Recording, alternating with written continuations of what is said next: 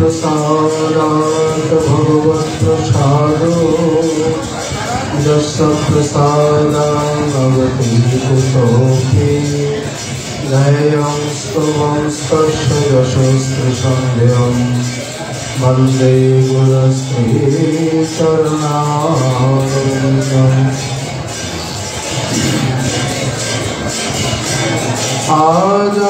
आजानुलम्बितभुजौ कनकावदातो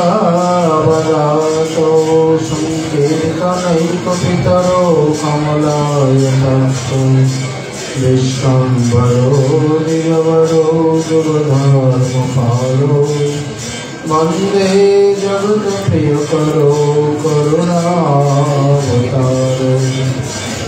वृन्दावने विहरतो विविधैर्विनोदैः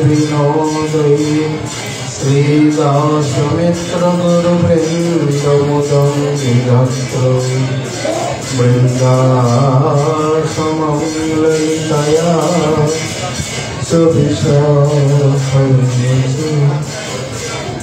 संक्षेपमुक्तिजुगयोश्चरणे प्रपद्ये श्रीमद्भागवतं नौमि यस्यैकस्य प्रसादतः अज्ञातानपि जानन्ति सर्वगमानपि ससुखनिवृतचेता स्तुतिर्बुधस्तन्नभावो भजेतरुचिरलीला कृष्णसारस्तदीयं गतनुत कृपया दस्तत्तदीपं पुराणं तमखिलवृजिनागिनं वैश्यसूनुं नमो धर्माय महते नमः कृष्णाय वेदसे ब्राह्मणेभ्यो नमस्कृत्य धर्मान् वक्ष्य सनातनम् नारायणं नमस्कृत्य नरं चैव नरोत्तमं देवीं सरस्वतीं व्यासं ततो जयी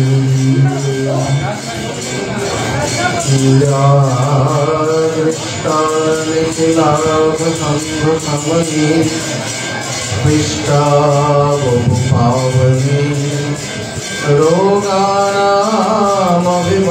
रोगाणामभिवन्दितानि रसनि सिद्धान्ततत्राशिनि प्रत्याशक्तिविदायिनी भगवत्कृष्ण सुसंरोपिता नस्ता तच्चरणविमुक्तिफलदा तस्यै तुलस्यै नमः। जय रूप सनातन भक्त रघुनाथ श्रीजीव गोपाल भक्त दास रघुनाथ এই ছয় গোসাইয়ের করি চরণ বন্দন, যাহা হইতে বিঘ্ননাশ অভীষ্ট পূরণ। বাঞ্ছাকল্পতরুভ্যশ্চ কৃপা সিন্ধুভ্যৈব চ পতিতানাং পাবনেভ্यो বৈষ্ণবেভ্यो নমো নমঃ। সবশ্রোতা বৈষ্ণবে চরণে নমস্কার, সবে মিলে চরণ ধুলি শিরে দাও আমার।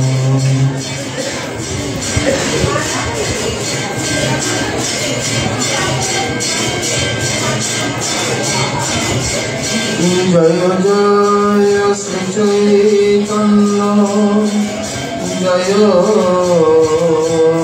নিত্যানন্দ, জয় অদ্বৈত চন্দ্র, জয় গৌর ভক্তবৃন্দ,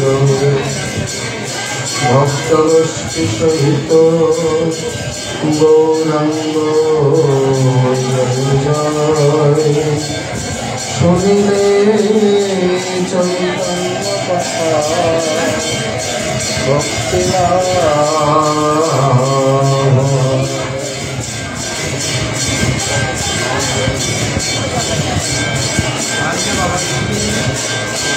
সর্বত্যাগী জীবে কর্তব্য কাহাবার, লীলাভূমি বৃন্দাবন যাহা নিত্যরাজ।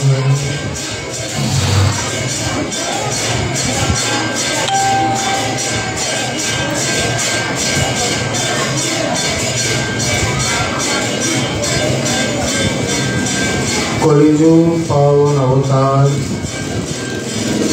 শ্রী শ্রীকৃষ্ণ চৈতন্য মহাপ্রভু অতি অন্তরঙ্গ প্রিয় পার্ষদবর গৌরীয় আচার্য কুল ভাস্কর, পরম বিরক্ত শিরোমণি কবিকুল মুকুটমণি, বিশ্ব বৈষ্ণব রাজসভা সভাজন মহাজন, শ্রী শ্রী রাধা কুণ্ডাশ্রয়ী শ্রী শ্রীল কৃষ্ণদাস কবিরাজ গোস্বামী চরণ, তদীয় অমর মহাগ্রন্থ শ্রী শ্রী চৈতন্য চরিতামৃতে মধ্যলীলায় অষ্টম পরিচ্ছেদে শ্রী শ্রী রায়রামানন্দ সংবাদ প্রসঙ্গে প্রশ্নোত্তর বিভাগ বর্ণন করতে গিয়ে বলছেন, সর্বত্যাগী জীবের কর্তব্য কাহা বাস, লীলাভূমি বৃন্দাবন যাহা নিত্যরাস। এই পায়েরই ব্যাখ্যা মাধুরী প্রসঙ্গে আমরা গতকাল ব্রজের সামান্য মহিমা, ব্রজবাস বা ব্রজবাস করানোর যে ফল সেই সম্বন্ধে সামান্যত দিগদর্শন করে এসেছি শ্রী ভক্তি রসামৃত সিন্ধু অবলম্বনে। এখানে আরো মহিমা রয়েছে। বৃহৎ ভাগবতামৃত বলছেন, বাস্তবে গৌড়ীয় বৈষ্ণব জীবনেও রয়েছে। কালিদায়ের সিদ্ধ শ্রী জগদীশ দাস বাবা মহারাজ, শ্রী রাজর্ষি বনমালী রায় বাহাদুর, কামিনী কুমার ঘোষ, অন্যান্য আরো সকল বৈষ্ণব মহাত্মাবৃন্দ মিলে, মাধব দাস বাবা ইত্যাদি প্রত্যেক দিন সৎসঙ্গ করতেন। একদিন সিদ্ধ বাবা হঠাৎ করে রাজর্ষির দিকে প্রশ্ন ছুড়ে দিলেন। রাজর্ষি এখানে আছে যে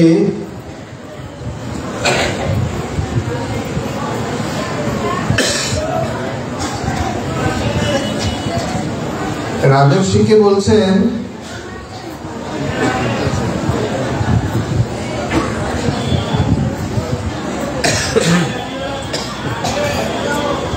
তুমি বৃন্দাবন তুমি এখানে বৃন্দাবনে এসছো কেন? রাজর্ষি হতবাক, কোনো উত্তর দিতে পারছেন না। বলছেন চৈতন্য চরিতামৃতে আছে, সর্বত্যাগী জীবের কর্তব্য কাহাবাস। তুমি তো সর্বত্যাগী নও, তুমি তো গৃহী, তুমি বৃন্দাবনে কেন? একেবারেই মনটা ছোট হয়ে গেছে, কি বলবেন, কোনো উত্তর নেই। পরে বাবা বলছেন, শোনো শোনো, মন দুঃখী করার, ছোট করার কিছু নেই। সর্বত্যাগী জীবের কর্তব্য কাহাবাস, সর্বত্যাগী যারা তারা বৃন্দাবনে বাস করবেন। সেই সর্বত্যাগীদের সেবার জন্য তোমাকে বৃন্দাবনে বাস করাচ্ছে, কারণ তাদেরও তো সেবার প্রয়োজন। মুখ্যত এই সিদ্ধ বাবার প্রেরণায় বা ইঙ্গিতে পরবর্তীকালে তার যে প্রিয় সচিব, ম্যানেজার বা সেক্রেটারি যাই বলুন, কামিনী বাবু, তিনি নিজের দীর্ঘ ভজন নিয়ম পূরণ করার পরেও নিজের ঘর সংসার, তার উপর রাজর্ষির সমস্ত কিছু দেখাশোনা করতেন। স্টেটের ম্যানেজার উনি, কত গুরু দায়িত্ব ওনার উপর দেখুন। পুরো জমিদারি দেখা, তারপরে প্রেম মহাবিদ্যালয় স্থাপন করলেন কেশিঘাটে, প্রেম কলেজ, তার তত্ত্বাবধান। এরই আমার দুটি বিভাগ, একটি শাস্ত্র বিভাগ, যেখানে গোস্বামী গ্রন্থ, ভাগবত ইত্যাদি অনুশীলন করে সম্প্রদায়ে যথার্থ পাঠক আদি তৈরি হবে। যে বিদ্যালয়ের অন্যতম কৃতি ছাত্র হলেন শ্রী রবীন্দ্রনাথ ভক্তিতীর্থ মহাশয়। এর আরেকটি বিভাগ হলো কীর্তন বিভাগ, যেখানে আমাদের সম্প্রদায়ে যে বিভিন্ন সুর, তাল, লয়, রাগরাগিনী ইত্যাদি সহকারে পদাবলী কীর্তন বা পদাবলী সাহিত্য, সেই কীর্তন সাহিত্যকে সমৃদ্ধ করা বা যথাযথ সুরসজ্ঞ, সিদ্ধান্তবিদ এবং রসিক কীর্তনিয়া তৈরি করা, যে কীর্তনের মধ্যে রসাভাস, দোষ আদি দুষ্ট হবে না। প্রায় করে বলা উচিত নয়, একদিকে যেমন তীর্থের পাণ্ডাগণ, আর একদিকে পদাবলী কীর্তনিয়াগণ, এরা দাঁড়িয়ে দাঁড়িয়ে মুহূর্তের মধ্যে কত যে কাহিনী তৈরি করে বলে দেয়। কোন পুরাণে আছে তুমি এবার খুঁজতে থাকো, মন গড়া কত কিছু যে বলে যাত্রীদের বুঝিয়ে দেয়, কে বোঝে। প্রকৃত কীর্তন, কীর্তন রস যেন কোথায় বিলুপ্তির পথে। যে বিদ্যালয়ের অন্যতম কৃতি ছাত্র তার নিজের জ্যেষ্ঠ পুত্র গৌরপদ ঘোষ, তার দুই পুত্র গৌরপদ ঘোষ এবং কৃষ্ণপদ ঘোষ। যখন উনি ধীরে ধীরে কীর্তন শিক্ষা করলেন, প্রবীণ হলেন, অভিজ্ঞ হলেন, কীর্তন আসরের পর উনি নিজের পুত্রকে দৃঢ় আলিঙ্গন করে অনেকক্ষণ ধরে রাখতেন। বলে কি, নিজের অপত্য সুখ, বলে কেবল অপত্য সন্তান সুখ তা নয়, যথাযথ বিদ্যালয় থেকে একজন ছাত্র তৈরি হয়েছে, জমি চাষ করে তার থেকে ভালো ফসল উঠেছে, চাষির মনে আনন্দ হবে না? এই জন্যে তিনি অনেকক্ষণ ধরে বুকে জড়িয়ে ধরে রাখতেন। আমরা কথা প্রসঙ্গে বলে এসেছি যে একজন পাঠক বা কীর্তনিয়া শ্রোতা যদি শ্রদ্ধালু হয়ে কীর্তন শ্রবণ করেন এবং কোনো বিশিষ্ট মহাত্মা তাকে কৃপাশীর্বাদ করেন, সেটাই তার সব থেকে বড় পারিশ্রমিক, এর উপর আর কিছু হয় না। এইভাবে এত কিছু দেখাশোনা। রাজর্ষি জমিদার, তার সঙ্গে সকলে দেখা সাক্ষাৎ করতে চায় না, নিষ্কিঞ্চন সাধুগণ। সেখানে সাধুদের কাছে গিয়ে তার নামে বলে বলে তার ভিত্তি তৈরি করা, নিজে সাক্ষাৎ করে পরে রাজর্ষিকে নিয়ে তার সঙ্গে সাক্ষাৎ করিয়ে কৃপা লাভ করানো, সব থেকে পরম বান্ধবের কাজ। বৈষ্ণব গোসাই আমার করুণার সিন্ধু, ইহকালের প্রেমদাতা পরকালের বন্ধু।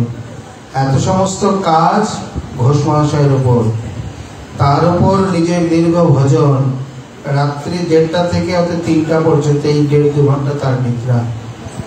তাও তিনি রাধাকুণ্ডে এসে, শ্রী হরেকৃষ্ণদাস বাবা ছিল নতুন ঘেরায়, তার কাছে বলছেন, বাবা আমি চিরকালে নিদ্রাতুর, আমার ঘুম কিসে কমে বলুন? 1.5-2 ঘন্টা সারাদিনে বিশ্রাম, তাও বলছে কি করে ঘুম কমে? বাবাও সুন্দর উত্তর দিয়ে দিয়েছিলেন। বলছেন, যেমন নবদম্পতির নবানুরাগে চোখে নিদ্রা থাকে না, তেমনি এই প্রকার ইষ্টের প্রতি যখন নবানুরাগ জাত হবে তখন আর তোমার এই প্রকার তখন সাধকের চোখে ঘুম থাকবে না।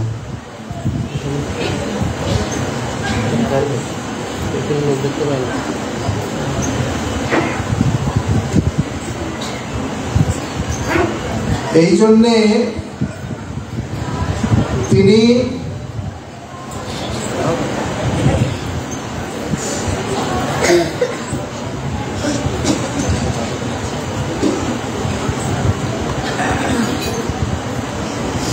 হরেকৃষ্ণ বাবার এই কথাকে গ্রহণ করে নিয়ে চলে এসেছিলেন।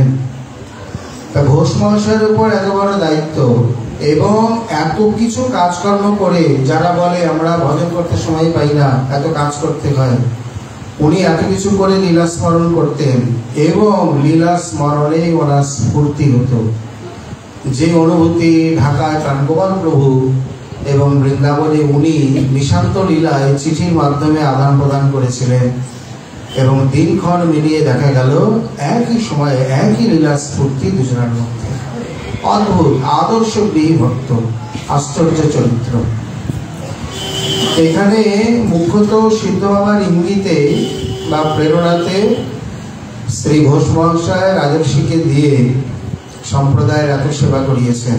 শুধু তাই নয়, ভাগবত 3 টিকা 5 টিকার সব ভাগবত প্রকাশ,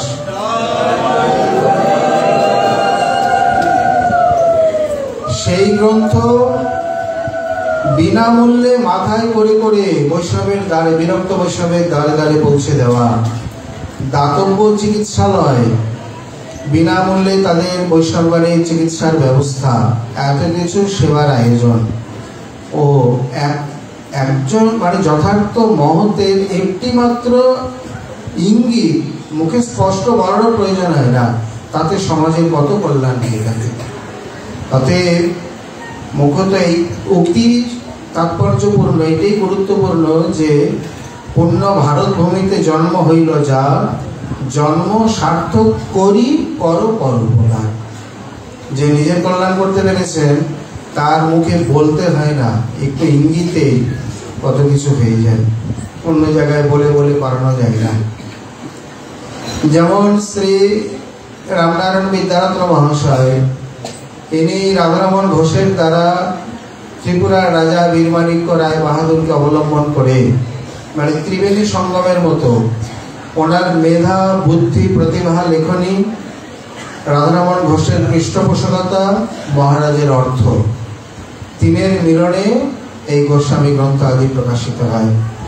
এবং উনিও বিনামূল্যে, তখনকার দিনে মাত্র 10 টাকা ডাক মাসুল রেখে বললেন একেবারে বিনামূল্যে দিলেই এর মর্যাদা থাকবে না। এই গ্রন্থ ভারতের বাইরে পর্যন্ত প্রবাসী ভক্তের কাছে পৌঁছে গেছে। সর্বপ্রথম বলতে গেলে সম্প্রদায়ে নির্ভুল, উনিও 12 জন পণ্ডিতকে পুষতেন, অর্থ দিয়ে পোষণ করতেন নির্ভুল গ্রন্থ প্রকাশের জন্য। 3 টিকা 5 টিকা 8 টিকার ভাগবত, অন্যান্য গোস্বামী গ্রন্থ টিকার সহিত প্রকাশ এবং তাকে বিতরণ। প্রায় 50 জন ওনার বাড়িতে নিত্য সেবা করতেন, সেবা করত, সব ওনার খরচায়। একদিকে উপার্জনও করতেন, একদিকে ব্যয়ও করতেন। তো যাই হোক, এখানে যে বলছেন সর্বত্যাগী জীবের কর্তব্য কাহবাস, তুমি তো সর্বত্যাগী নও, কেন আছো না তাদের সেবার জন্যে। তাহলে শাস্ত্রবাণী এবং বাস্তব দুটি প্রমাণ করে দিল, যারা স্বয়ং ব্রজবাসী হতে পারেননি তারা যদি অন্য কাউকে ব্রজবাসী করেন বা ব্রজবাসে সহায়তা করেন, কত যে কৃপা তারা লাভ করবেন কে বলতে পারে। এই ব্রজবাসের যে মহিমা, এখানে আমরা যদি এখন ব্রজের এই মহিমা সম্বন্ধে বর্ণন শুরু করি, মানে গুরু কৃপায় পুরো নিয়ম সেবা পার হয়ে যাবে, শেষ হবে না। এত কথা রয়েছে, এত সুন্দর সুন্দর বাণী, দৃষ্টান্ত, পদ পদাবলী রয়েছে। এখানে ব্রজবাসীর আরেকটি সুন্দর দৃষ্টান্ত প্রমাণ দিয়েছেন বৃহৎ ভাগবতামৃতে 2য় খণ্ডে শ্রী সনাতন প্রভু। গোপকুমারের অত্যন্ত বিরহ কাতর বিহ্বল অবস্থা দেখে দেবর্ষি নারদ গোপকুমারকে বলছেন, তুমি এক কাজ করো, তুমি দ্বারকা থেকে সোজা নীলাচলে চলে যাও। সেখানে 12 মাসে 13 পার্বণ, জগন্নাথের প্রায় 62টি উৎসব হয় বছরে, তার মধ্যে 12টি যাত্রা, যার মধ্যে রথযাত্রা প্রধান। স্নান যাত্রা, চন্দন যাত্রা, রথযাত্রা ইত্যাদি করে অরুণ ষষ্ঠী ইত্যাদি আরো কত কত রয়েছে। এইভাবে উনি বললেন, তুমি নীলাচলে গেলে সেখানে 12 মাসে 13 পার্বণ আনন্দ মহোৎসবে তোমার মনটা একটু হালকা হবে। সঙ্গে সঙ্গে উদ্ধব মহাশয় হাত জোড় করে বলছেন, দেবর্ষি আপনি ক্ষমা করবেন, কারণ ন সাক্ষাৎ সেবয়া তস্য যা প্রীতিরিহ জায়তে তদ ব্রজস্থান বাসেন সাহি সম্পদ্গতি দৃঢ়া। ন সাক্ষাৎ সেবয়া তস্য, সাক্ষাৎ তার সেবা করে যা প্রীতির ইহ দ্বারকায়াম ন জায়তে, এখানে দ্বারকায় তার পাশে সাক্ষাতে থেকে তার সেবা করে যে সুখ তাকে না দেওয়া যাবে, তার সন্তুষ্টি বিধান না হবে, তদ ব্রজস্থান বাসেন, সেটি কেবলমাত্র ব্রজভূমিতে নিবাস মাত্র, সাহি সম্পদ্গতি দৃঢ়া, কেবল ব্রজভূমিতে নিবাসের সঙ্গে সঙ্গে সেটি অত্যন্ত সুচারু সুদৃঢ় রূপে সম্পন্ন হবে। তার মানে বক্তব্য হলো এই যে ব্রজের বাইরে যদি তাকে কেউ সেবা করে সাক্ষাতে সশরীরে, উভয়ের সশরীরে, তাতে তার না যা সুখ হবে, তার বদলে তাকে বাদ দিয়ে কেউ যদি এই প্রকার বৃন্দাবনে বাস করেন, তার থেকে তার অধিক সুখ হবে। মানে কথার মধ্যে তো মানে বিতর্কের শেষ নেই। যদি তাই হতো তাহলে উদ্ধব মহাশয় বৃন্দাবন ছেড়ে কেন চলে গেলেন? ওরা তো ব্রজবাস করতে ইচ্ছা হয়েছিল। উনি তো গেছিলেন কয়েকদিনের জন্য, দেখতে দেখতে 10 মাসের ওপর প্রায়। তাহলে কই সেখানে বিধান কেন লাগু মানে খাটলো না? বলছেন এখানে আবার একটা বিশেষ বিধান রয়েছে। সেটি কি? ভৃত্য বা শিষ্যের কর্তব্য হলো প্রভু যখন যেখানে প্রকট রয়েছেন তার পাশে তার সেবায় নিযুক্ত হওয়া। তাহলে এই বিধান আপনি বলছেন সাক্ষাৎ সেবা, তাহলে এখানে প্রকট, এখানে তো অপ্রকট নয়। কিন্তু শ্রী মথুরানাথ এখানে যে দীর্ঘ উৎকণ্ঠা নিয়ে অপেক্ষা করছেন, অতএব ইত্যাদি নানাবিধ কারণে তিনি মনে করেছিলেন যে আমি আর ফিরব না, কিন্তু তথাপি কেবলমাত্র মথুরানাথের জন্যে তিনি ফিরে আসেন বা দেখালেন যে এই ব্রজের কত উৎকণ্ঠা ভরা, বা যিনি একবার আসেন, যিনি এই রঙে এই রসে যিনি একবার রসায়িত রঙিন হয়ে যান, রঞ্জিত হয়ে পড়েন, তার মনে আর অন্য কোনো কিছু ভালো লাগে না, লাগতেই পারে না। শ্রী নন্দদাসজি, তুলসীদাসজি তার অন্যতম প্রমাণ।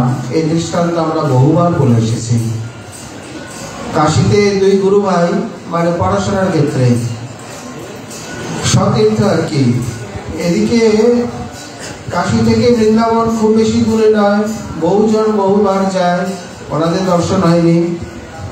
তুলসীদাসজিকে বলেন, দাদা একবার আপনি অনুমতি দিন, একটু বৃন্দাবন থেকে ঘুরে আসি।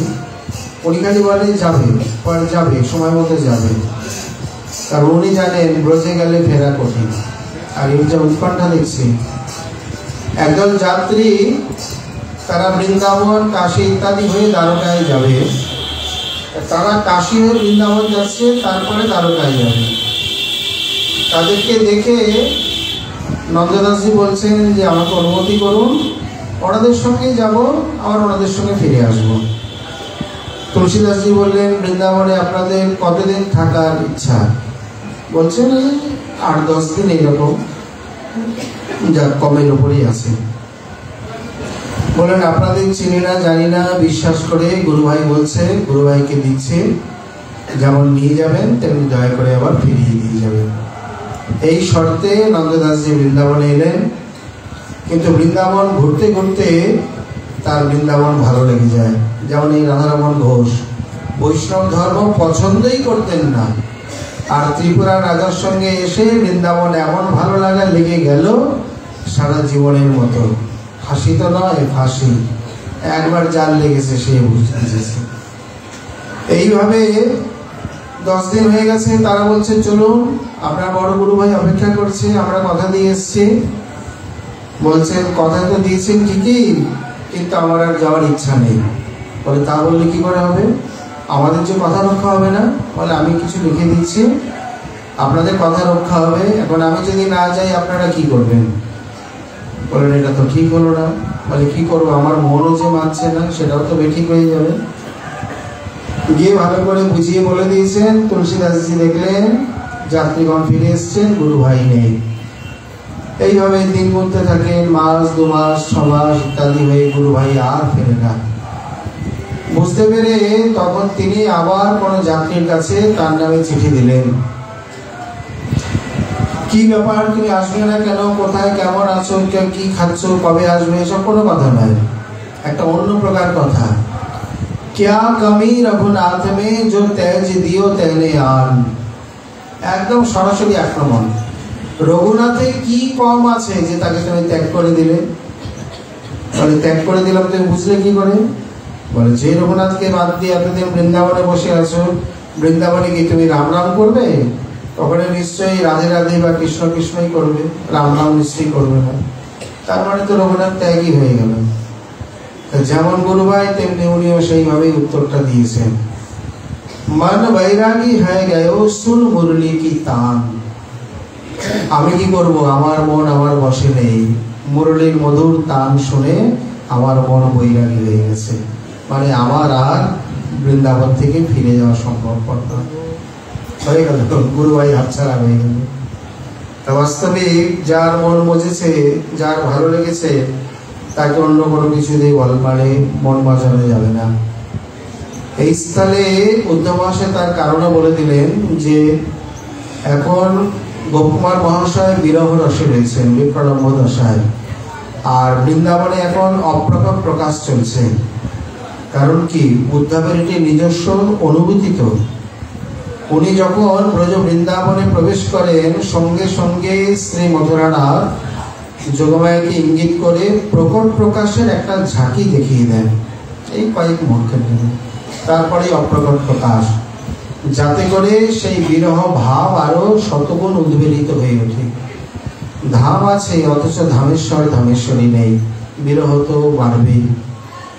সেই অনুভূতিতে উদ্ধব মহাশয় বলছেন উনি বিরহ রসের রসিক। যেখানে মহাজন ব্যাখ্যা করেছেন, যেমন অগ্নিদগ্ধ ব্যক্তিকে কোনোদিন জল দিয়ে চিকিৎসা করতে নেই, ওটা বোকামো, মূঢ়তার কাজ হবে। কারণ সঙ্গে সঙ্গে তার গায়ে আরো বড় বড় ফসকা পড়ে ঝলসে দগ্ধ হয়ে যাবে। অগ্নিদগ্ধ ব্যক্তিকে জল দিয়ে চিকিৎসা করতে নেই। প্রশ্ন তুলেছেন ভগবান ফিরলেন না কেন? মাঝে মধ্যে এসে তো দেখা দিতে পারতেন। বলছেন তাতে অনেক ক্ষতি। কি ক্ষতি? ছোট আগুন ফু দিলে নিভে যায়, বড় আগুন ফু দিলে আরো বাড়ে। তাদের যে প্রচন্ড মানে সুগভীর বিরহ, ওই মাঝে মধ্যে ক্ষণিক দর্শন তাদের বিরহ তাপকে প্রশমন না করে আরো শতগুণে কোটি গুণে উদ্দীপ্ত করে দিত। এই জন্যে তারা এই ক্ষণিক দর্শনে কোনো মতেই শান্তি বা তৃপ্তি লাভ করতে পারতেন না। এই জন্যই তিনি আসেননি। আর অগ্নিদগ্ধ ব্যক্তিকে ওই মাঝে মধ্যে ক্ষণিক দর্শন রূপে সিঞ্চন করে তাদের ক্ষতস্থানকে আরো বাড়ানোই হবে। ওই দর্শনে তারা তৃপ্ত নাই, এই জন্য তিনি আসেন। বরঞ্চ গিয়ে ধামে যাবেন, লীলাভূমি দেখবেন, অথচ লীলেশ্বরীকে, ধামেশ্বরীকে যখন দেখতে পাবে না, তখন এই বিরহাগ্নি, বিরহ বাষ্প আরো বাষ্পায়িত হয়ে উঠবে। দেবর্ষি বলছেন এই উদ্ধব মানে এ কি হিতকারী না অহিতকারী? এ বিরহ তাপে দগ্ধ, তাকে আরো তাপ দিচ্ছে, আরো বেশি করে বিরহ তাপ দিয়ে। বলে কেন? নবীনা বিপ্রলম্বেন সম্ভব পুষ্টিমোষ্ণতে। গৌড়ীয় বৈষ্ণবগণে, গৌড়ীয় ধারায় শ্রীমন মহাপ্রভুর মতবাদে, মতাদর্শে বিরহভাব অধিক বা বিরহ রসের সাধনই অধিক দেখানো হয়েছে। দীর্ঘ 12 বছরের ওপর তো বিরহ ভাবই আস্বাদন করেছেন, নাকি মিলন ভাব? কত ক্ষণিকে রাধিকার দশা যাইছে উদ্ধব দর্শনে, সেই মতো প্রলাপ প্রভু করে রাত্রি দিনে। ভ্রমময় চেষ্টা সদা প্রলাপময় বাদ, নিরন্তর হয় প্রভুর বিরহ উন্মাদ। তার মানে মাথুর বিরহ, এই বিরহকেই তিনি প্রদান করে আর এই রসকে আস্বাদন করে গেলেন। পরবর্তীকালে গোস্বামীগণ, যত গৌড়ীয় মহাজন অনুভবী রসিক, তারা বিরহ রসের প্রাধান্যেই এই ভজন সিদ্ধি করে থাকে, মিলন রসের প্রাধান্য নয়।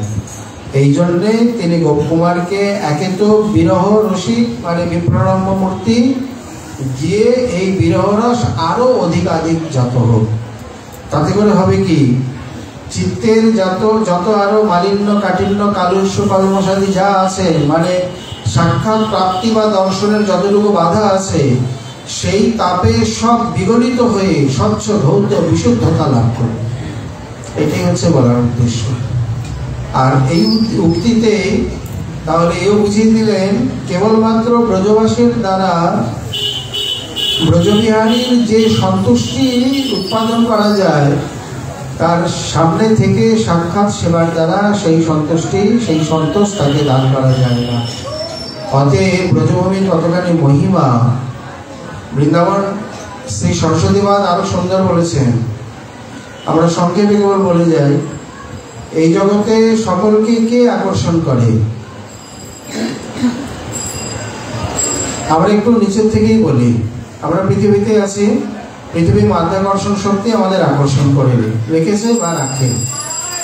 পৃথিবীর থেকে বড় উপগ্রহ, সম্পূর্ণ সৌরজগৎকে সূর্য, সূর্যকে ব্রহ্মাণ্ড, ব্রহ্মাণ্ডকে ব্রহ্মাণ্ডের অধিপতি, তার থেকে প্রথম মানে তৃতীয় পুরুষ, তাকে দ্বিতীয় পুরুষ, তাকে প্রথম পুরুষ, প্রথম পুরুষকে আবার মূল সংকর্ষণ, তাকে শ্রী বলদেব, বলদেবকে শ্রী কৃষ্ণচন্দ্র। সর্বাকর্ষক, সর্বাহ্লাদক, মহারসায়ন, আপনার বলে করে সর্ববিস্মারণ। আধুনিক জড়বিজ্ঞান, চিৎবিজ্ঞান সকলেই স্বীকার করেছেন জগৎ চলছে আকর্ষণ বিকর্ষণের ফলে। যেমন এখানে এত ভক্ত আকৃষ্ট হয়ে এসছে কিসের জন্যে? ওই শেষে কটকটি দেব ওই জন্যে? ওর জন্য ওটা গৌণ, ওটা 2-4 জনের আকর্ষণ। অধিকাংশের আকর্ষণ হরিকথা, কৃষ্ণ কথা। যেই এবার বিশ্রাম নেবে, আকর্ষণ করে ঠিক সময় মতো এনেছেন, যেই কথাটি বিশ্রাম নেবে ধীরে ধীরে বিকর্ষণ হতে থাকবে, যে যার জায়গায় আবার ধীরে ধীরে চলে যাবে, মন্দিরটা খালি হয়ে যাবে। সম্পূর্ণ জগৎ চিরকাল আকর্ষণ বিকর্ষণে চলছে। তাহলে অনন্ত কোটি ব্রহ্মাণ্ডকে সকলকে আকর্ষণ করছে কে? কৃষ্ণ। কৃষির বিলক্ষণে আকর্ষণের চ, কৃষ ধাতুর আকর্ষণ অর্থটা নেওয়া হয়েছে। আর নশ্চ নির্বৃত্তি বাচক, নিবৃত্তি নয়, নিবৃত্তি মানে উপরম, স্থগিত, আর নির্বৃত্তি মানে আনন্দ। তাহলে স্নয়ের শটা চলে যায়, মূর্ধন্যটা থেকে যায়। এদিকে কৃষ, কয়েদি মূর্ধন্য আর মূর্ধন্য দুটো মিলে কৃষ্ণ। একটি আকর্ষণ, একটি আনন্দদান। ওই জন্যে কবিরাজ গোস্বামীর মতো পণ্ডিত নেই। সর্বাকর্ষক এটা কৃষ ধাতুর অর্থ, সর্বাহ্লাদক এটা ন প্রত্যয়ের অর্থ। প্রকৃতি প্রত্যয় মিলেই তো অর্থ হয়, উৎপত্তি মিলে। মহারসায়ন, উনি আনন্দ দেবেন কোথা থেকে? ওনার কাছে আনন্দ আছে। আরে আছে মানে উনি আনন্দ মূরতি, উনি আনন্দময়। মহারসের, মহারসের অয়ন, আশ্রয়, আধার। আনন্দ আর কৃষ্ণ ভগবান দুটো আলাদা নয়। যার জন্য উপনিষদ বলছেন আনন্দম ব্রহ্মণ বিদ্বান ন কুতশ্চন বিভ্রতি, আনন্দাদ হি খলু ইমানি ভূতানি জায়ন্তে। আবার ভাগবতে প্রথমে বলছেন জন্মাদ্যস্য যত বা ইমানি ভূতানি জায়ন্তে। তাহলে দুটো কথা দুরকম হয়ে গেল? বলে না, এখানে যে পরব্রহ্মকে বলা হচ্ছে ওনার নামই আনন্দ, আনন্দর নামই পরব্রহ্ম। আচ্ছা, সাগর মানে কি? কোন আলাদা ঘটি বাটি যেখানে অনেক জল থাকে? বলে না, বিশাল জলরাশিকে সাগর বলা হয়। জলধি উদধি বারিধি। তেমনি আনন্দ আর গোবিন্দ দুজন কি আলাদা? যে গোবিন্দকে প্রাপ্ত হলে আনন্দ প্রাপ্ত হবে, এই কথা স্বীকার করলে তাহলে দুটি তত্ত্ব স্বীকৃত হলো। আগে গোবিন্দকে পাবে, তারপর আনন্দকে পাবে। বলছেন না, একই তত্ত্ব। আনন্দকে পাওয়া যা, গোবিন্দকে পাওয়া তা, শুধু একটু বিধির পার্থক্য রয়েছে। জগতের জীব আনন্দ চায়, কিন্তু তারা সব সঠিক বিধি জানে না, তাদের উপাসনা অবিধিপূর্বক। আর ভক্ত সঠিক বিধি জানে, তাদের উপাসনা বিধিপূর্বক, ভক্তির মাধ্যমে। কিন্তু আনন্দকে সকলে চায়। অতএব সেই আনন্দ থেকেই জন্ম, আনন্দ থেকেই স্থিতি, আনন্দেই স্থিতি, আনন্দেই বিলীন লয়। এই আনন্দ ব্রহ্মকে কেউ যদি জানতে পারে, বুঝতে পারে, অনুভব প্রাপ্ত হতে পারে, ন কুতশ্চন বিভ্রতি, তার বিন্দুমাত্র কোথায় কোনো প্রকার ভয় ভীতি থাকে না, সে অভয় নির্ভীক হয়ে যায়। অতএব তাহলে এই যে ব্রজবাস বা ব্রজবাসের দ্বারা তার যে তৃপ্তি, তার যে সন্তুষ্টি, একমাত্র শ্রী ভগবান বলছেন সেই ব্রজবাসী ব্রজবিহারীকে আকর্ষণ করে কে? আমাদের সকলকে আকর্ষণ করছে কৃষ্ণ। তাহলে তাকে আকর্ষণ করার কেউ নেই? বলে হ্যাঁ, একজন আছে জগতে। কে? আমা হইতে গুণিবড় জগতে অসম্ভব। কারণ আমা হইতে যার হয় শত শত গুণ, সেই সে আল্লাহ দিতে পারে মোর মন। সেটাই একটা আকর্ষণ। আল্লাহর মানে সুখদান, বা আল্লাহ মানে সুখ, আনন্দ। কিন্তু আমা হইতে গুণিবড় জগতে অসম্ভব। আমার থেকে শত শত গুণী কেউ নেই, আমার থেকে শত থাক, আমার থেকে আমার সমান গুণী কেউ নেই। ভগবানের রূপের একটা স্বরূপের বৈশিষ্ট্য হলো অসমর্ধ। ন সমর ন ঊর্ধ্ব, এটি অসমর্ধ নয় সমাসিকী। যারা আছে সব নিম্নে, ঊর্ধ্বে তো নেই, সমানেও কেউ নেই, না রূপে, না গুণে, না লীলায়, না প্রেমে, না কোনো সামর্থ্যে, কোনো কিছুতে। তাহলে কিন্তু এগুলি রাধাতে তাহা করি অনুভব। অতএব এই প্রেমদ্বারে রাধিকা একলি আমার মাধুর্যামৃত আস্বাদে সকলি। তাহলে অনন্ত কোটি ব্রহ্মাণ্ডকে আকর্ষণ করছে কৃষ্ণ, কৃষ্ণকে আকর্ষণ করছে রাধা, রাধাকে কে আকর্ষণ করছে? কৃষ্ণ। তাহলে ঘুরে ফিরে একই হলো, উভয়ের আকর্ষণ। বলে এর পরেও আরেকজন রয়েছে, সে কে? ব্রজভূমি। পরিষ্কার প্রমাণ দিয়ে দেখিয়েছেন। রথযাত্রা তো প্রমাণ রয়েছে, সেই তুমি, সেই আমি, সেই নব সঙ্গম, তথাপি আমার মন হরে বৃন্দাবন, বৃন্দাবনে উদয় করা হোক আপন চরণ। বলে তো রাধারানী বলছেন। এখানে দেখিয়েছেন রাধারানীর বাল্যলীলায়। মাতা কীর্তিদা তিনি করেছেন কি, সুন্দর করে সাজিয়ে শৃঙ্গার করে, সোনার পুতুলি তো, মাথায় ঝুঁটি বেঁধে দিয়েছেন, ব্যাঘ্র নখ, স্বর্ণ ডোর। এখানে কোনো কিছুর অভাব আছে নাকি? সুন্দর করে সাজিয়ে বর্ষানার চারিপাশে অষ্টশকের গ্রাম, এই উঁচা গ্রাম, চিকশৌলি, ডামারা, মানপুরা, সুনাহেরা, কামাই, করেলা, আজরং ইত্যাদি করে। তা ললিতাকে বলছেন, ললিতে যা রায়কে নিয়ে খেলা কর। রাধারানীর খেলা দেখলে অবাক হয়ে যাবে, ছেলেদের মতো খেলা। কিরকম? মা সাজিয়ে দিয়েছেন সারাদিক শৃঙ্গার করে, সুন্দর করে। ললিতা নিয়ে গেল তো অন্য কোনো খেলা খেলবে, একটা নতুন খেলা রচনা করবে। রায় বলছে, ললিতা একটু দাঁড়া। বলে কি করলেন? কি বাচ্চারা এই খেলাটা খুব খেলে। গিয়ে দু হাতে ব্রজের রসগুলো নিয়ে এক জায়গায় চূড়া করলেন, অনেকগুলো রস, ধুলা খেলা। সাজানো শৃঙ্গার স্নান, বলো মা করেছে, আবার করে দেবে। ললিতা বলছেন কি করবি? বলে দেখ না, এইভাবে বেশ রসগুলো চূড়া করে, আর দূর থেকে এসে রসের মধ্যে জোর করে মেরে তার মধ্যে লাফিয়ে পড়ে। বাচ্চারা এই খেলাটা খুব খেলে। এদের কিন্তু ধুলা মাখছি, নোংরা হচ্ছে, খেলার সময় এই সকল বোধ বুদ্ধি থাকে না। খেলাতে যে আনন্দ, সেই আনন্দটা উপভোগ করে। ললিতা দূর থেকে দাঁড়িয়ে দাঁড়িয়ে হাসছে। মা কীর্তিদা এখনই তাকে সুন্দর করে সাজিয়ে আমার হাতে দিল খেলতে। এইবার এই রাইকে আমি কিভাবে মার কাছে নিয়ে যাই? বলবে তুই কোথায় ছিলি? মানে রাধারানী একেবারে ধুলা মেখে একাকার, সেখানে গড়াগড়ি দিয়ে, একে তো স্বর্ণপুত্তলিকা, তার মধ্যে রজ ধূসর বর্ণে, খুব একটা বোঝা যাচ্ছে না, কিন্তু কেশকলা বাদিতে বস্ত্রের রসে কোথাও কোথাও একেবারে পরিষ্কার হয়েছে ধুলায় দূষণ। সরস্বতীবাগ এই লীলাকে উল্লঙ্ঘন করে প্রমাণ দিচ্ছেন যে অনন্তকোটি ব্রহ্মাণ্ডকে কৃষ্ণ আকর্ষণ করে, কৃষ্ণকে রাধারানী আকর্ষণ করে, রাধারানীকে কৃষ্ণ আকর্ষণ করে, কিন্তু উভয়কে শ্রী ব্রজ বৃন্দাবন আকর্ষণ করে। অতএব বৃন্দাবন সর্বোপরি। বলিয়ে শ্রী বৃন্দাবন ধাম কি। অতএব এই যে বৃন্দাবন, এই বৃন্দাবনের মহিমা কে বলতে পারে বলো?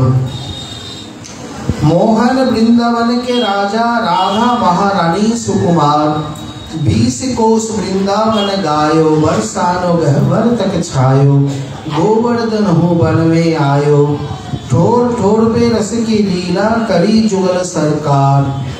मोहन वृंदावन के राजा राधा रानी सुकुमार, राधा महारानी सुकुमार, শব্দটা সুকুমারই হবে, পদের ছন্দ মেলাবার জন্য সুকুমার। এখানে যেমন বলছেন রাধা করাবচিত পাদ পল্লব বল্লভীকে, রাধা পদাঙ্গ বিলসন মধুরস্থলীকে, রাধা বিহার বিপিনে রমতাং মম মনোমে, রাধা যশভক্ত মুখর খদাবলীকে। সরস্বতীবাদের এমন ভাষা রাধার সুদানে নেই।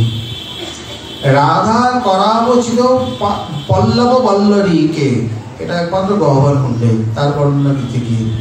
গহ্বর বনের নাম রাধা বন, গহ্বর কুণ্ডের নাম রাধা সরোবর। যেমন দণ্ডকারণ্যের প্রত্যেকটি বৃক্ষলতা বিটবে বিতান সীতাদেবীর হস্তে রোপিত, সিঞ্চিত, বর্ধিত এবং আদৃত। আদৃত মানে কি? লতাগুলোকে ধরে আদর করে, চুম্বন করে, কথা বলে। এতে কোনো কাজ হয়? একদম মানে পুরোপুরি বৈজ্ঞানিক, স্পষ্ট কাজ হয়, তার মধ্যে অনুভূতি আছে। এটা কি করে বোঝাবো? মানে মনে করো কোনো গাছ লাগিয়েছেন, ফল দিচ্ছে না, তাকে কি তিরস্কার করবেন? কি ব্যাপার, এতদিন ধরে এখানে এসো, ঠাকুরের সেবায় লাগছে না, ফল দেবে কবে? এত সার দিচ্ছি, জল দিচ্ছি, এত সময় দিয়ে ফল দেবো না কেন? এরপর যেন ফল দেখি, স্পন্দন জাগবে? বলে হ্যাঁ জাগে, প্রমাণ আছে, আমি নিজেও পেয়েছি, কুচবিহারেও দেখা গেছে। আশ্চর্য, পরে পরে গিয়ে ফল ধরবে। আপনি কোনোদিন করে দেখবেন নিজে হাতে, একদম মানে বাস্তব। বৃক্ষের মধ্যে স্পন্দন হয়, বৃক্ষ ভালো মন্দ বোঝে, আদর করে। রাধারানী করেছেন, সীতাদেবী করেছেন, এবং বলে এটা তো ভালো যুক্তি, তাহলে ফল পাওয়া যাবে। বলে আপনি করে দেখুন, এবং আপনি তাকে অনাদর করবেন, মলিন হবে, ম্লান হবে। আদর করবেন, হরা পড়া হয়ে উঠবে। প্রত্যেকটি বৃক্ষলতা বিটবে বিতান রোপিত, সিঞ্চিত, আদৃত এবং বর্ধিত। তেমনি গহ্বর বনে প্রত্যেকটি বৃক্ষলতা তার হাতে। কার? রাধারানীর হাতে। রাধা করাবচিত পল্লব বল্লভীকে। আর রাধাকুণ্ডে শ্যামের হাতে। প্রত্যেকটি বৃক্ষলতা বিটবে বিতান কুট্টি ভিন্ডলা বৈঠক কুঞ্জ সব শ্রীকৃষ্ণের হাতে। ठोर ठोर पिय रचत है आसन कुसुम रसाल को जाने यह सुख सखी बीना रसिक सिर मोर को जाने कहाँ बैठे जाए अलवेली नवमाल। কখন কোথায় রাধারানী আলবেলি সরকার বসবে কে জানে। অতীব জায়গায় জায়গায় তিনি বৃক্ষ লতা বিটবে বিতানে কুঞ্জ নিকুঞ্জ। আর সেই সঙ্গে আচ্ছা, কুঞ্জ নিকুঞ্জের কথা আমরা আলোচনা করে নিয়ে আবার ভুলে যাব। কুঞ্জ, নিকুঞ্জ, নিভৃত নিকুঞ্জ, কতগুলি শব্দ রয়েছে। কুঞ্জ বলতে সাধারণত এই কুঞ্জ দুই প্রকারের হয়, প্রাকৃতিক আর অট্টালিকা মানে মণিময় ইত্যাদি। প্রাকৃতিক কুঞ্জই সুশোভিত, মানে বেশি আনন্দদায়ক। এই কুঞ্জের মধ্যে লতা বৃক্ষ ইত্যাদি এমনভাবে তৈরি, এখানে বনদেবী যোগমা এবং বৃন্দাদেবীর নির্দেশে তার এমনভাবে তৈরি। বিবিধ প্রকারের কুঞ্জ আছে। হরিৎ কুঞ্জ মানে সবটাই সবুজ, শ্বেত কুঞ্জ, অরুণাম্বুজ কুঞ্জ, পীত কুঞ্জ, নীল কুঞ্জ। ওই কুঞ্জে গাছ, লতা পাতা, ফল ফুল সব একই রকমের। যেদিন যেভাবে সেবা হবে তার গদি, তাকিয়া, বালিশ, এমনকি তার শৃঙ্গার, মালা, ভূষণ, এমনকি ভোজনের দ্রব্য আদি ওই রকম সমস্ত মন্ডা মিঠাই, ফল ফলাদি হবে ওই রকম, ওই রঙের শরবত হবে, ওই রঙের পানীয় হবে। আশ্চর্য! এগুলো মানে শিক্ষা না করলে, চিন্তন না করলে এই রসাস্বাদন এরকম এই মুহূর্তের মধ্যে বলে মানে গরু খেলানোর মতো খালি ঘড়ির দিকে তাকিয়ে বলে এভাবে সুখ হয় না। এখন এই সকল বলতে গেলে আলাদা করে দিন চলে যায়। এইভাবে বিভিন্ন বর্ণের কুঞ্জ আছে, এক রঙের কুঞ্জ আছে, বিচিত্র কুঞ্জ আছে, বৈচিত্র্যপূর্ণ কুঞ্জ আছে। কুঞ্জগুলো কোনো কোনো জায়গায়, যেমন আপনারা দেখেছেন কিনা যে উমরায় যে বড় বড় পিলু গাছগুলো এমনভাবে ঘুরে ঘুরে উঠেছে, একটা বড় গাছই একটা কুঞ্জ, নিচে প্রায় 7-8 জন দিব্যি থাকতে পারবে এবং সাধারণ বৃষ্টিতে সেখানে বর্ষা পড়বে না, চারিদিক দিয়ে দেখাও যাবে না সমস্যা। বৃন্দাবনে এই প্রকার অজস্র কোটি কোটি কুঞ্জ আদি রয়েছে, বনদেবী আদি, যোগমায়া আদি নির্মিত। এর মধ্যে যেগুলো আবার ভিত্তিক আকৃতি ইত্যাদি রয়েছে, সেখানে বিবিধ প্রকারের সব শৃঙ্গার কারুকৃতি, বিবিধ প্রকারের শৃঙ্গারের চিত্র, যা দেখার সঙ্গে সঙ্গে যুগল কিশোরের মধ্যে নিবিড় বিলাসের উদ্দীপন জেগে উঠবে। শুধু তাই নয়, এইসব কুঞ্জে এমনভাবে সংকেত করা থাকে, দাসী মন্দিরগণ এগুলো করে থাকে, এত বড় বিদগ্ধ তারা, যদি ঠিকমতো শ্যাম বুঝতে পারে ওই প্রহেলিকার মধ্যে বুঝতে পারবে রাধারানী কোথায় লুকিয়ে আছে। তারা ইঙ্গিত করেও দেন, আবার করেনও না। যদি শ্যাম বুঝতে পারলে ভালো, তাহলে কি খুঁজে খুঁজে বোঝার আরেকটা মানে মাধ্যম হচ্ছে অঙ্গগন্ধ। রাধারানী যতই লুকিয়ে থাকার চেষ্টা করুক, এই অঙ্গগন্ধে ধরা পড়ে যায়। আর লুব্ধ শ্যাম ভ্রমর সেই গন্ধকে, মানে এর একটা নাম হচ্ছে গন্ধবাহ রাসারাধি, মানে গন্ধম বহতি ইতি গন্ধবাহ। আজ তার এই নাম সার্থক। গন্ধকে বহন করে নিয়ে শ্রীমতীর ভানুনন্দিনীর সেই অপ্রাকৃত চিন্ময় গন্ধকে বহন করে নিয়ে তার গন্ধবাহ নাম সার্থক। সেই গন্ধকে অবলম্বন করে তিনি তাকে কোনো সময় পান। আর যখন পান না বা ইঙ্গিত সংকেত বুঝতে পারে না, তখনই বলেন কেশির পূজন প্রার্থনা ভাজন তোয়া প্রেম পরসাদে। বলো না কোথায়? তুমি তো সর্বজ্ঞ, খুঁজে নাও। বুঝতে তো পারছি, কিন্তু আবার কিসের কিন্তু? বুঝতে পারছি যখন, মানে এত চতুর। এখানে কথা বলছে নয়ন সফরই বলে দিচ্ছে, নেত্র সফরই, মানে এই যে মণি, নেত্র মণিরূপ চঞ্চল সফরই মিন কথা বলছে, তুমি বুঝে নাও। নয়নতারাটা ঘুরিয়ে দিল। যদি শ্যাম ধরতে পারলো তার কিছু বলার দরকার নেই, যদি ধরতে না পারে তাহলে ধরো। ভীষণ চতুর, ভীষণ অভিজ্ঞ, সব রাধারানীর হাতে শিক্ষিতা। এই প্রকার এইভাবে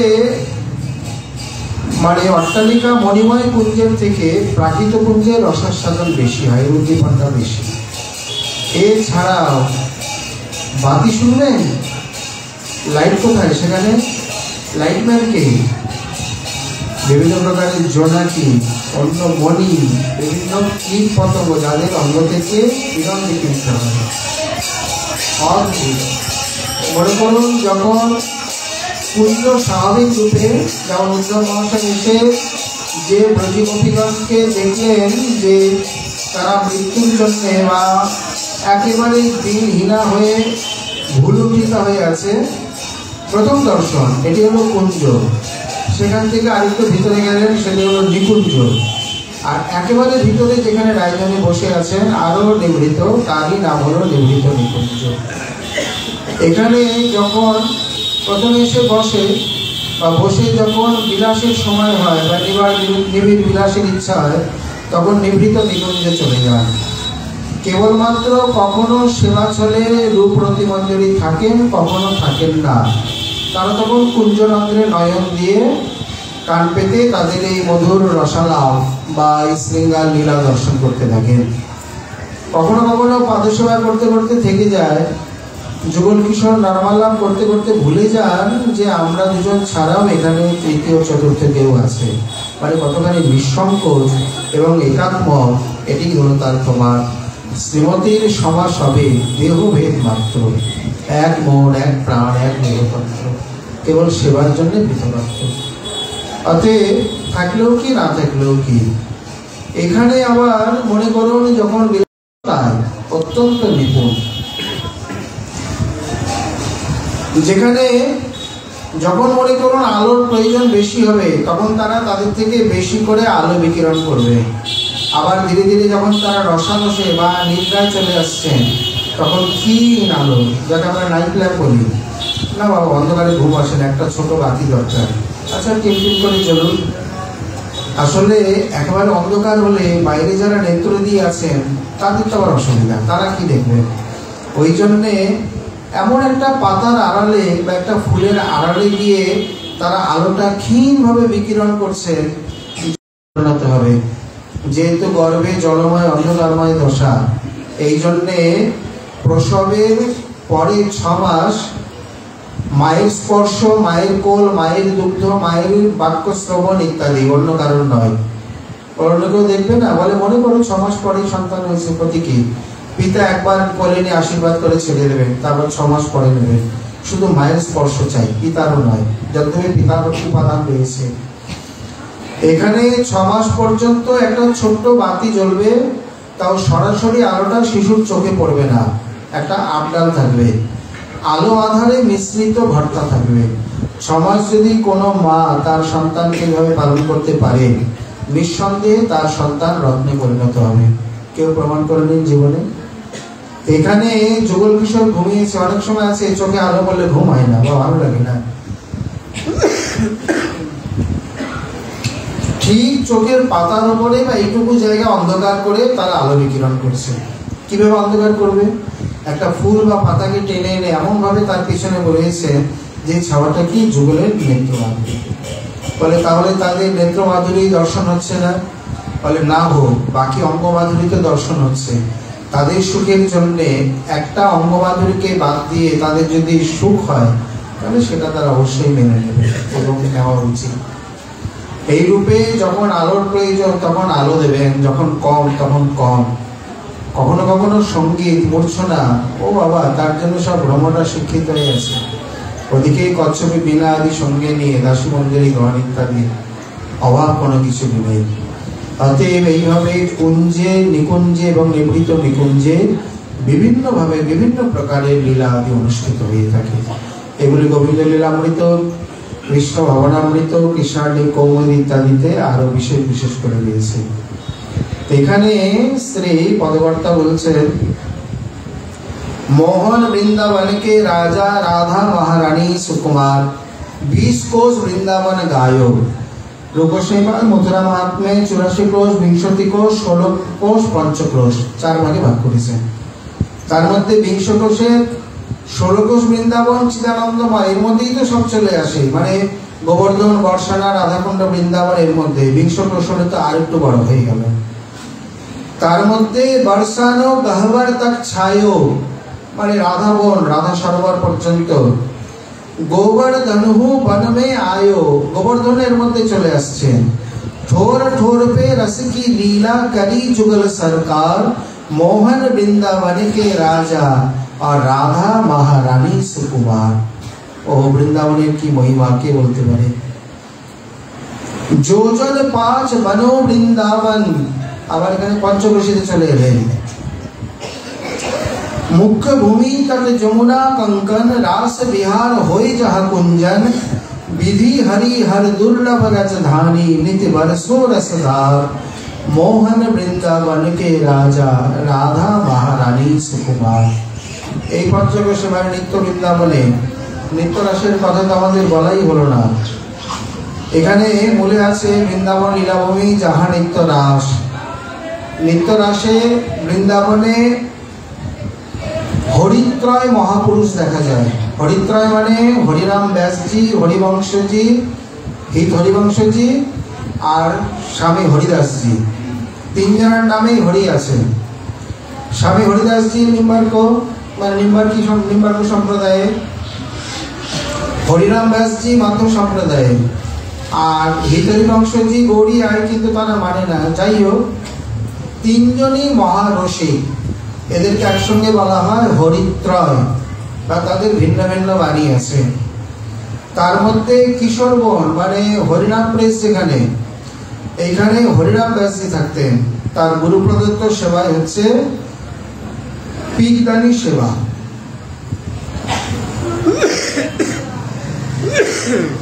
কোন সেবাকে কেউ কোন সাধক সাধিকা যেন ছোট বলে মনে না করে। গুরুদেব যে সেবা দিয়েছেন সেই সেবা এত মহান চিন্তা করা যায় না। ওই সেবায় আপনাকে সেই সেবায় কি নিযুক্ত করাবে, সেটা বাসন মাজা হোক, ঝাড়ু দেওয়া হোক,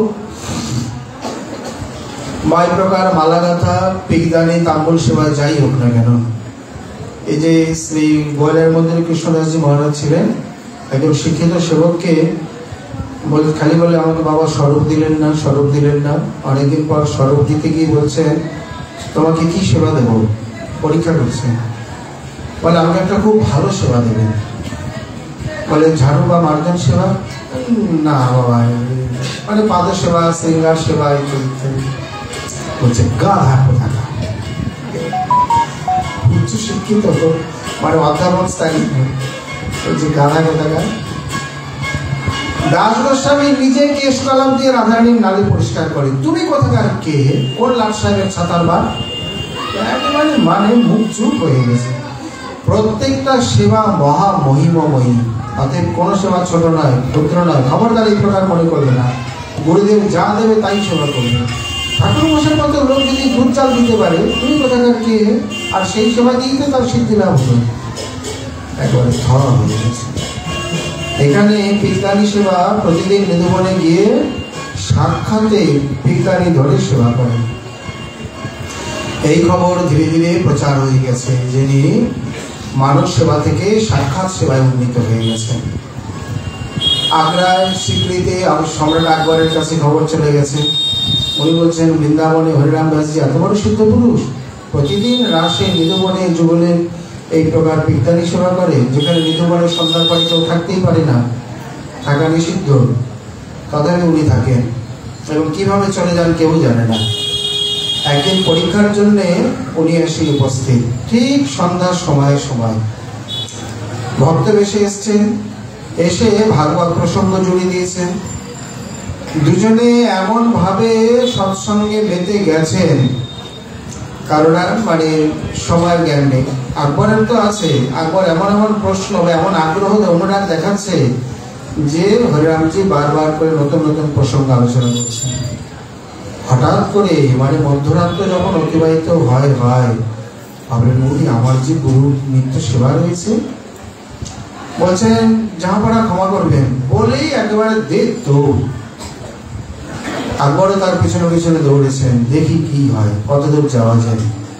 ওনার যাওয়ার সামর্থ্য ছিল না। আসলে সকলের মধ্যে আকবরের যে কি মহাভাগ্য, মাঝে মধ্যে চিন্তা করি যে মুঘল সম্রাট ও অন্য সকলের মধ্যে তৎকালীন যত সিদ্ধ পুরুষ, মধ্যযুগীয় মহাপুরুষ, সনাতন প্রভু, রূপ গোস্বামী, মীরাবাইজি, পরমানন্দ দাসজি ইত্যাদি করে রূপমঞ্জরি, যাকে আকবর বিয়ে করতে গিয়েছিল গোবর্ধনে, ইনি সিদ্ধ মহিলা। এই প্রকার কত জনের দর্শন, সান্নিধ্য, সঙ্গ ইত্যাদি পেয়েছেন। এদিকে সেবা বিলম্ব তো হয়েই গেছে।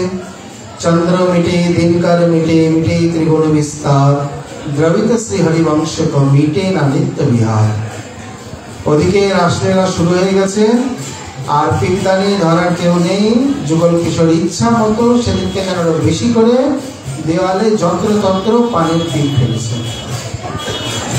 আচ্ছা, এখানে একটা প্রশ্ন, আপনারা যে বলেন সেবার সহায় লাগে বহুত প্রকার, তা হরিরামজি যদি একদিন নাই আসে, তা আর কেউ নেই বিজ্ঞানীরা ধরার? বা উনি কি একজন একমাত্র সেবার, উনি একমাত্র? এক এক সেবাতে তো সব জন থাকে, বলে থাকে। যদি তিনি ওই দিন বিজ্ঞানীতে পিঠ ফেলেন, যন্ত্রতন্ত্র পিঠ ফেলে মৃদুমনকে রঞ্জিত না করেন, তাহলে কি হরিরাম দাসজির মহিমা স্থাপিত হবে? এই লীলাটি, এই সেবাটি প্রমাণিত হবে? একবার বুঝতে পারবে না আমরাই আজ কীর্তন করতাম, ইতিহাস না লিখতে পারতাম। গিয়ে দেখছেন ওনার একটু রাগ হলো, কোথা থেকে কে এসছে আমার সময় নিত্য সেবাটা ব্যাঘাত করে দিল। এর দ্বারা এও প্রমাণিত হলো গুরু প্রদত্ত নিত্য সেবায় কখনো অবহেলা করতে নেই, প্রতিদিন একে চিন্তন মনন স্মরণ করতে হয়। অন্য সেবা ভালো লাগে করো, কিন্তু গুরু প্রদত্ত সেবাটির মর্যাদা দিয়ে তাকে আগে যথাযথ রূপে চিন্তন করে তারপর অন্য সেবায় যাও। কারণ লালসাময়ী প্রার্থনায় ঠাকুরমশাই কমপক্ষে 40 প্রকারের সেবা উল্লেখ করেছেন। পাদসেবা, পাদধৌত, প্রঞ্চন, ভ্রমণ, মালা গেঁথে দেওয়া, চুয়া চন্দনাদি দেওয়া, সঙ্গীত ইত্যাদি ইত্যাদি করে সব সেবা উল্লেখ করেছেন। কিন্তু কুত্রাপি কোথাও গুরু প্রদত্ত সেবা বলেনি কবে যুগলের দুগ্ধাবর্তন করে সেবা করবে, কোথাও উল্লেখ নেই। তার মানে এটি গোপনীয়, গুরু প্রদত্ত সেবাকে ব্যক্ত করা যাবে না, অথচ নিত্য মনন করতে হবে। তারপরে যেটা ভালো লাগে, পাদসেবা, শৃঙ্গার সেবা, সঙ্গীত সেবা, মালা সেবা, যা খুশি করুন, কিন্তু গুরু প্রদত্ত দানকে অবহেলা করে নয়। মনে মনে খুব ক্ষিপ্ত হলেন, বিরক্ত হলেন, প্রত্যেকে এসে আমার নিত্য সেবাকে ব্যাঘাত করল। আকবর দূর থেকে দেখে স্পষ্ট মানে প্রতীত হয়ে গেল যে সত্যি সেই স্তরেরই মহাপুরুষ। বিজ্ঞানী সেবা বিজ্ঞানী আজ ধরেনি, চারিদিকে পানির পিক ছড়িয়ে দিয়েছে। এইরূপে তিনি বলছেন যে রাস বিহার হয়ে যাহা কুঞ্জন, বিধি হরি হর দুর্লভ রাজধানী, নিত বরসে রসধার। বাস্তবিক এই জগতে সকলের জন্য দুর্লভ, দুর্লভতম যে নিত্য রাস বিহার ইত্যাদি বৃন্দাবনে যার নিত্য রসবর্ষণ করে চলেছে। মোহন বৃন্দাবনকে রাজা, রাধা মহারানী सुकुमार। महा सृष्टि चक्र में यह बनन माही नाही, माया की गति नहीं अवगाही, काल शक्ति वन में नहीं जाही, महाप्रलय ब्रज धुरी न नासे, जगमग ज्योति अपार। मोहन वृंदावन के राजा, राधा महारानी सुकुमार। বৃন্দাবনের তত্ত্ব। এমনি খণ্ড প্রলয় আদিতে যখন ভূ ভুব স্ব 3 লোক প্রলয় হয়ে যায়, তারপরেও ব্রহ্মার মোহ বা অভিমান ভঞ্জের জন্য ভগবান ব্রহ্মাকে নিয়ে প্রলয়ে এসছেন। দূরে প্রলয় সমুদ্রে জ্যোতিপুঞ্জ দেখা যাচ্ছে। ব্রহ্মা বলছেন, প্রভু এখন না প্রলয়? বলে হ্যাঁ। তাহলে ওটি কি? বলে চলো তো দেখা যাক ওটি কি। ধীরে ধীরে ধীরে ধীরে যখন উপস্থিত হলেন, আরো মানে দূর থেকে দেখছে একটা সুন্দর স্থান, আরো যখন সামনে এসে উপস্থিত হলেন দিব্য বৃন্দারণ্য। বলেন, প্রভু পৃথিবী যে প্রলয় হয়ে গেছে, হয়েছে, তাতে কি? এটি কি পৃথিবীর অংশ নাকি? এটা কি তোমার সৃষ্ট নাকি? অভিমান চুর করার জন্য এসেছে। আমার ধাম কৃপা করে পৃথিবীকে অবলম্বন করে আছে। যেমন একটা বড় জাহাজ তীরে এসে নমর করে, তেমনি ধাম কোনোদিন প্রাপঞ্চিক প্রকাশ নয়, ইচ্ছা করে ধারণ করে আছে প্রাপঞ্চিক জীবের উদ্ধারের জন্যে। ধাম আমার মতনই সচ্চিদানন্দময়, প্রপঞ্চে প্রকাশ তার কৃষ্ণের ইচ্ছায়, একই স্বরূপ দয়ে ধরে দুই কায়। এর মধ্যে চর্মচক্ষে দেখে তারে প্রপঞ্চের সম, বাস্তবিক পক্ষে প্রপঞ্চ নয়, যার জন্য পৃথিবী প্রলয় হয়ে গেল, ধাম প্রলয় হয়নি। এখানে সেই কথা বলছেন, সৃষ্টি চক্রমে ইহে বনে নাহি, সৃষ্টির কালচক্রে বনের মধ্যে পড়ে না। মায়া কি গতি নেই অবদাহি, মায়ার গতি এর মধ্যে অবগাহন করতে পারে না, মানে মায়াতীত পরম ব্রহ্মাণ্ড। কাল শক্তি বনমে নাহি যাই, যে বৃন্দাবনের মধ্যে প্রাকৃত কাল প্রবেশ করতে পারে না। যদ্যপি কালের মতো সবকিছু হচ্ছে, সূর্যোদয়, সূর্যাস্ত, চন্দ্রোদয়, অমাবস্যা, পূর্ণিমা, এটা লীলা পুষ্টির জন্যে। এখানে কোনো জড় পিণ্ড নেই, সূর্য আদি জ্যোতিপুঞ্জ নেই, ওগুলো যোগমায়া তৈরি করে রেখেছে, বাকি তো আধিকারিক দেবতার এখানে প্রবেশ অধিকার নেই।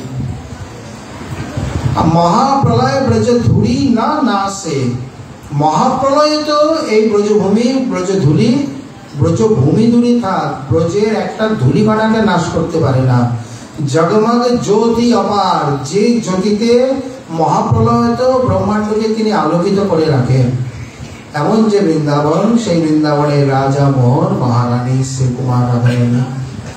भूमि चिन्मयी है अविनाशी, हेममयी मनमयी प्रकाशी, दिव्य लता द्रुम बेली विलासी, पर ब्रह्म हो धाम ज्योति है, सब ऋतु सदा संचार, मोहन वृंदावन के राजा, राधा महारानी सुकुमार। ब्रह्म संहिताয় পরিষ্কার দেখাচ্ছেন প্রত্যেকটি বৃক্ষ হচ্ছে কল্পবৃক্ষ, কিন্তু ফলমূল ছাড়া কেউ কিছু নেয় না। প্রত্যেকটি গাভী কামধেনু, কিন্তু দুগ্ধ মাত্র লয় না, মাগে অন্য ধন। তেমনি প্রত্যেকটি ধূলিকণা চিন্তামণি, কিন্তু কেউ অন্য কিছু চায় না তাদেরকে। এমন যে দিব্য বৃন্দাবন। ब्रह्मा देखो वैभव बन को, रमा चतुर्भुज मय कंकन को, अगणित विधि सेवत रजकन को, हेउ चौमुह भयो जड़ सो गिरि वृंदा भूमि मंझा, मोहन वृंदावन के राजा, राधा महारानी सुकुमार। ब्रह्मा गणेश मोहित হলেন, দেখছেন সব দিব্য দিব্য। মা দ্বারকাতে তার অভিমান নাশ করলেন। ব্রহ্মাকে খবর দিয়ে তিনি বলছেন, যে বলো কোন ব্রহ্মা এসছেন। দ্বারপাল এসে বলছেন, আপনি কোন ব্রহ্মা? প্রভু জানতে চাইলেন। বলো চতুর্ষট পিতা ব্রহ্ম, চতুর্মুখ ব্রহ্মা এরা। আচ্ছা, আমি ছাড়া কি আর কোনো ব্রহ্মা আছে নাকি? বলে ভিতরে গিয়ে দেখুন। ভিতরে গিয়ে দেখছেন সেই ক্ষুদ্র প্রকারের মধ্যে, মানে হংস মধ্যে বকৌ যথা, উনি সব থেকে ক্ষুদ্র চতুর্মুখ। বাদ বাকি পঞ্চ ষড় দশ শত সরানোর সমস্ত কোট্টারভূত, যেখানে ভগবান চরণ কমলে প্রণাম করতে গিয়ে শিরোভূষণ রেখে ঝনঝন খনখন ঠনঠন সব শব্দ উত্থিত হচ্ছে। পুরো ভ্রমটাই চলে গেল। বাবা, আমি কোথাকার কি? আমি মনে করেছি না জানি কে। এইখানে ব্রহ্মা হরণ করেছিলেন জগদেবের অনেক কারণ। তার এই প্রকার অভিমানকে চূর্ণ করার জন্য এসে দেখছেন সব দিব্য দিব্য পুরুষ তার স্তুতি ইত্যাদি করছেন। আর যেমনকার খেলা করছিলেন সখা গাভীর বৎস ইত্যাদি নিয়ে, সেইভাবেই খেলছেন। সঙ্গে সঙ্গে হংস পৃষ্ঠ থেকে অবতরণ করে চারটি মুখে স্তুতি করতে লাগলেন। যেখানে সখাগণ দেখে বলছেন, ভাই সখারে একটা নয় দুটো নয় চারটি মুহ, এই জন্য নাম হয়ে গেল চৌমুহ, মানে চৌমুহা গ্রাম। এখানে লীলা অনুযায়ী সেই কথা বলছেন, হ্যাঁ চৌমুহা ভাই ঝড়সো গিরি বৃন্দা ভূমি বাজার, রাজা মোহন বৃন্দাবনকে রাজা, রানী রাধা মহারানী সুকুমার। এই বৃন্দাবনের সম্বন্ধে যতই বলা যাক শেষ হবে না। আমরা দুদিন মাত্র কেবল দিক দর্শন করলাম। সর্বত্যাগী জীবের কর্তব্য তাহাবাস, লীলাভূমি বৃন্দাবন যাহা নিত্য নাশ। পরবর্তী প্রশ্নতে আবার যেভাবে দিক দর্শন করছেন শ্রীমন মহাপ্রভুর কৃপা হলে আবার আমরা আস্বাদন আশা রাখি। আজকে আমাদের শ্রী শ্রী রায়রামানন্দ সংবাদ কথা এখানে বিশ্রাম রাখতে। নিতাই গৌর হরি বল। সকলে প্রসাদ নিয়ে যাবেন।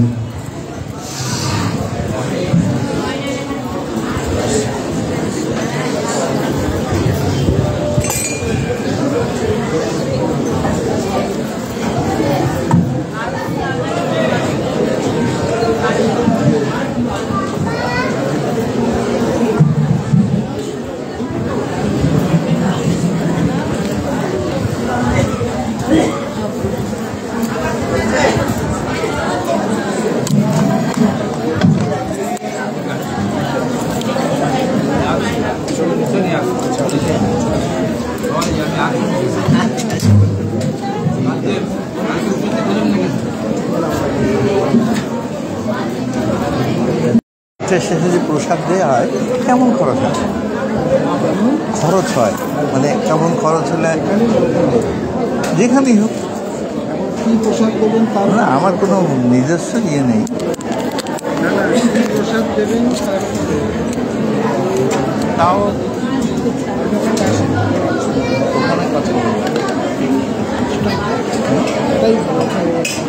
ঠিক আছে।